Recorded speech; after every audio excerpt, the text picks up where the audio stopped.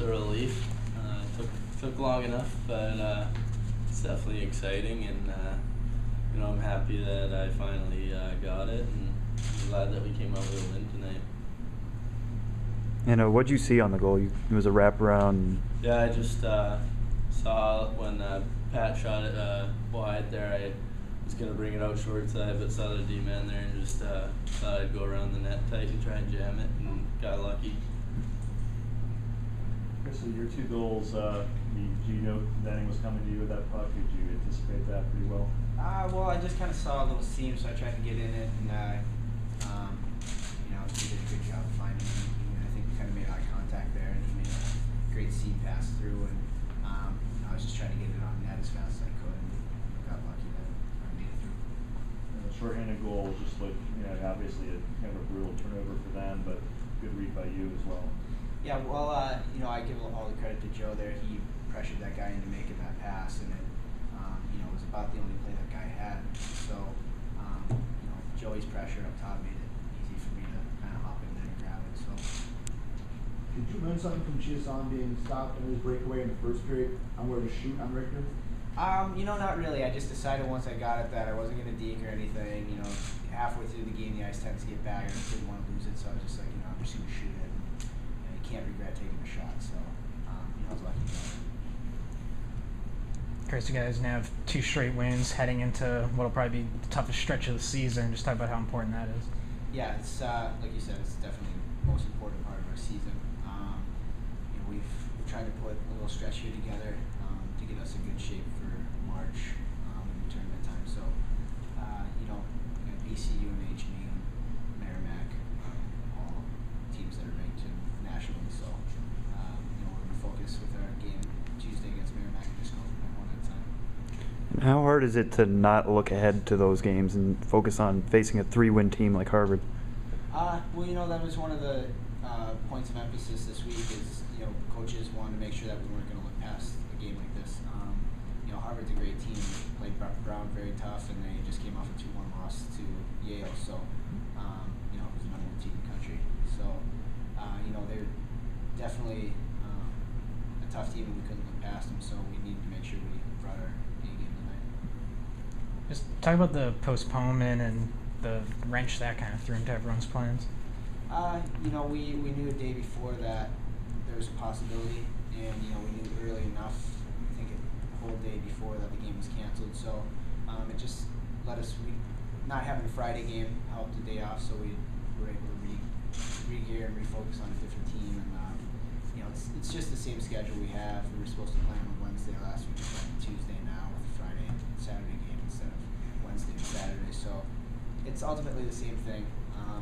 Now we just got to focus because Merrimack's obviously, if not the best, one of the best teams at home in the country. So we got to get ready for that.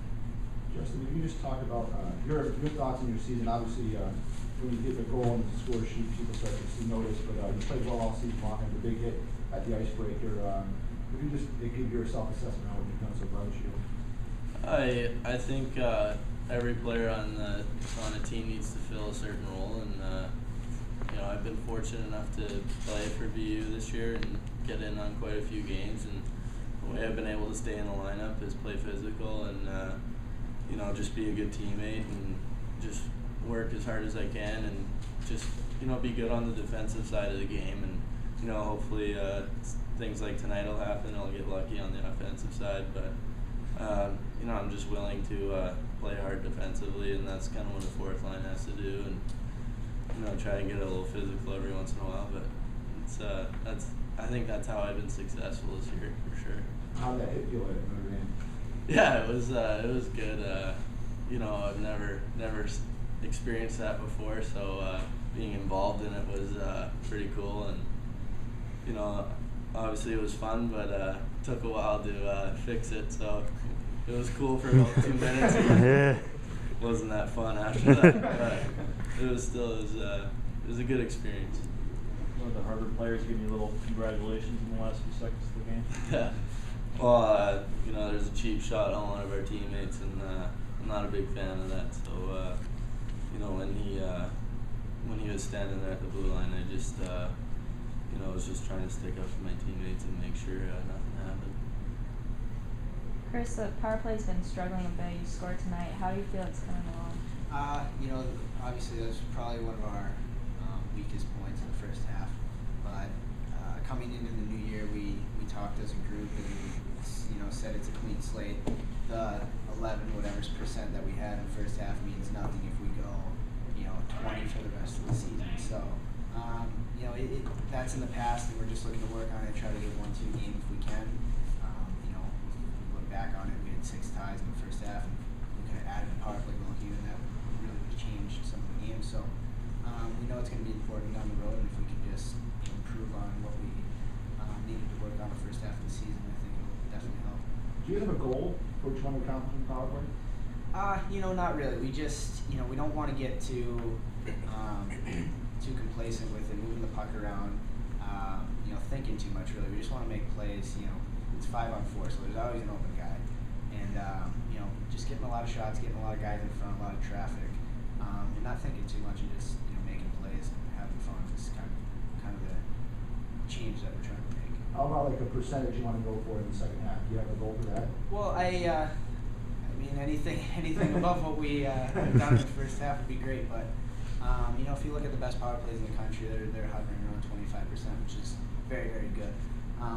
If you can get up around that 18 to 20 range, that's definitely feather in the cap to from where we began. So. Chris, the last minute of the second period, you guys had a 3-on-2 rush. Richter robbed you with a great save. Did you think you had your first career hat trick there? Do you recall that?